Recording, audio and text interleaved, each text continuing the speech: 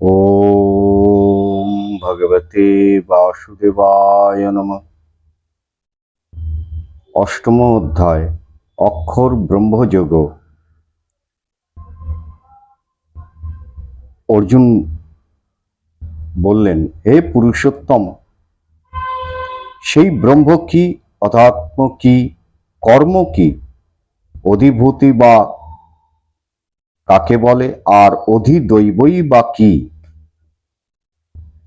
হে মধুসূদন, এই দেহে অধিযজ্ঞ কে? এতে কিভাবে তিনি অবস্থান করেন? সংযত চিত্ত ব্যক্তিগণ মরণকালে কি উপায়ে তোমাকে জানতে পারেন? শ্রী ভগবান বললেন, যার বিনাশ নাই, সেই অক্ষর বস্তু পরম ব্রহ্ম স্বভাবকে অধ্যাত্ম বলে।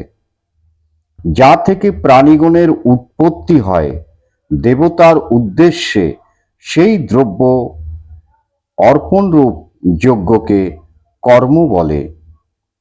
হে নরশ্রেষ্ঠ, উৎপন্ন সকল প্রাণীর নশ্বর ভাবের নাম অধিভূত। এই পদার্থে যিনি বিশ্বরূপ বিরাট পুরুষ, তিনি অধিদৈবত। এই দেহে অধিযজ্ঞ আমি। মরণকালে যিনি আমাকে স্মরণ করতে করতে দেহত্যাগ করেন, তিনি আমারই ভাব প্রাপ্ত হন, ইহাতে কোনো সন্দেহ নাই।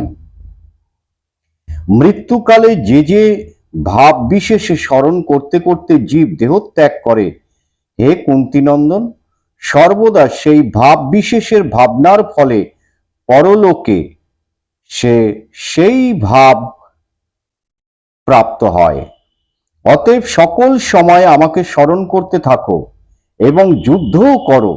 আমাতে মন ও বুদ্ধি সমর্পণ করলে তোমার সকল সন্দেহ দূর হবে এবং তুমি আমাকে পাবে।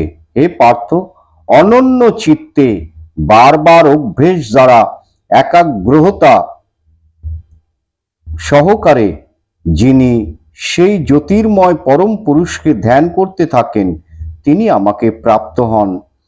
অন্ধকারের বহির্ভূত আদিত্য বর্ণ সকল জগতের শাসিতা সেই পুরাণ কবি পুরুষকে যে ব্যক্তি সর্বদা স্মরণ করে থাকে, মরণকালে নিশ্চয়ই হৃদয় সেই ব্যক্তি ভ্রুদ্বয়ের মধ্যে প্রাণকে সম্যক আবিষ্ট করে ভক্তি এবং যোগ বলে সেই আদিত্য মণ্ডল মধ্যবর্তী দিব্য পরম পুরুষকে প্রাপ্ত হন। বেদবিদগণ যে অবিনাশী বস্তুর বর্ণনা করে থাকেন, সংসার বিরাগী সন্ন্যাসীগণ যাতে প্রবিষ্ট হন, যাকে পাওয়ার জন্য সাধকগণ ব্রহ্মচর্য অবলম্বন করেন, সেই পরম বস্তু সম্পর্কে তোমাকে সংক্ষেপে বলছি। সকল ইন্দ্রিয়ের দ্বার সংযত করে মনকে হৃদয়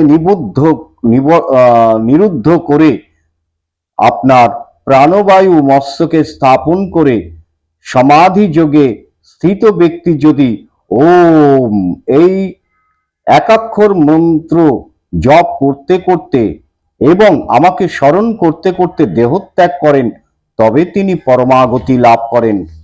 হে পার্থ, যিনি অনন্য চিত্ত হয়ে আমাকে প্রত্যহ সর্বদা স্মরণ করেন, সেই নিত্যযুক্ত যোগীর পক্ষে আমি অনায়াস লভ্য।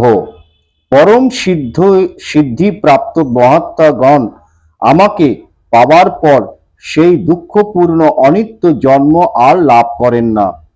হে অর্জুন, ব্রহ্মলোক থেকে আরম্ভ করে অনন্য সকল লোকের অধিবাসী ব্যক্তিগণ এই সংসারে পুনরায় ফিরে আসে, কিন্তু হে কুন্তিনন্দন, আমাকে পেলে আর পুনর্জন্ম হয় না।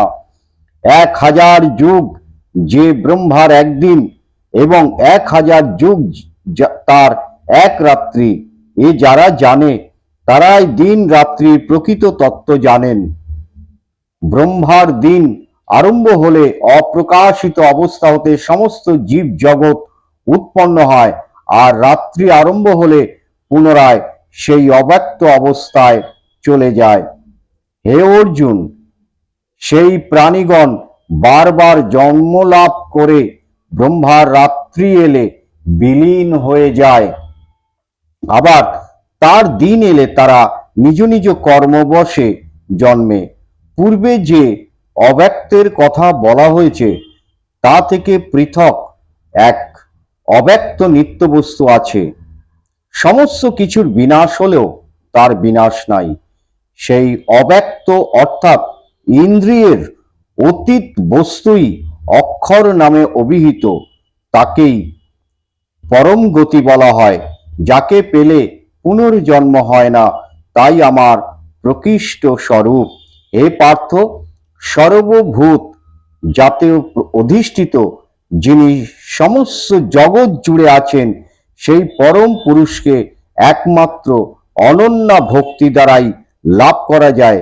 হে ভরতকুল শ্রেষ্ঠ, যে সময় দেহত্যাগ করলে যোগীদের পুনর্জন্ম হয় না এবং যে সময় দেহত্যাগ করলে পুনর্জন্ম হয়, আমি সেকালের কথা বলছি। অগ্নি জ্যোতির দিন শুক্লপক্ষ উত্তরায়ণের 6 মাস। এই সময় মৃত্যু হলে ব্রহ্মজ্ঞানীগণ ব্রহ্মাকে পেয়ে থাকেন। ধূমরাত্রি কৃষ্ণপক্ষ এবং দক্ষিণায়নের 6 মাস। এই সময় মৃত্যু হলে যোগী চন্দ্রলোক গমন করেন এবং কর্মক্ষয়ে পুনরায় সংসারে জন্ম নেন। শুক্ল ও কৃষ্ণ এই দুইটি পদ জগতে অনাদি বলে প্রসিদ্ধ। ইহাদের একটির দ্বারা মোক্ষ লাভ করা যায়, অপরটি দ্বারা পুনর্জন্ম ঘটে। হে পার্থ, এই দুই গতির কথা জানলে জীব মোহগ্রস্ত হন না।